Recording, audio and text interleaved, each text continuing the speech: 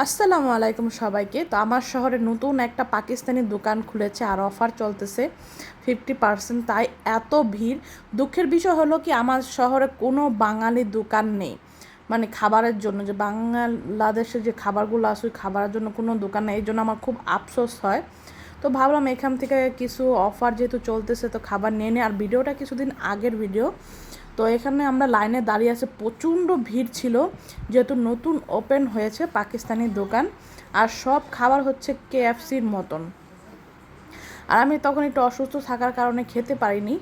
আর কি কি খাবার নিলাম তা ভিডিও শেষে আপনারা দেখতে পারবেন। আর খাবার অনেক বেশি হয়ে গেছিলো আমাদের জন্য। তো এখান থেকে আমরা বড় একটা খাবারের ঝুড়ি নিয়েছিলাম চিকেনের, আর সাথে কোকাকোলা ফ্রি দিয়েছিল, কোকাকোলা আর পেপসি ফ্রি ছিল। তো খাবার না আমাদের কমপ্লিট। এখন বাসায় যেয়ে খাবো, ওইখানে বসে খাওয়া যেত বাট এত ভিড়ের মধ্যে না খাওয়াই ভালো।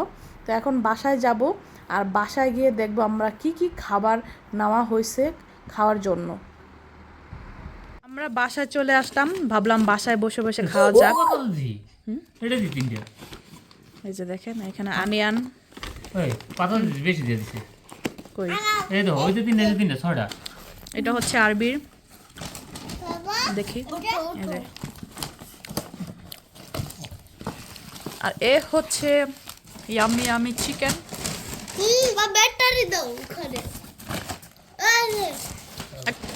এ হচ্ছে আরেকটা, এটা মনে হয় স্পাইসি। আর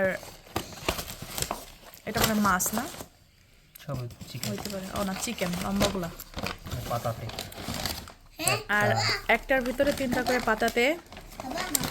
আর সাথে আছে বড় কোকাকোলা, আর 2টা পেপসি, আর তো বট। আর এটা হচ্ছে কাবাব।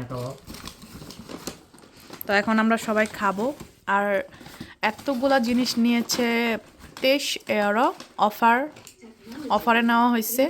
আর এভাবে অনেক দাম। গ্লাস না, গ্লাস না, পেপসি বানাবো না, কোকা কোলা গ্লাস না।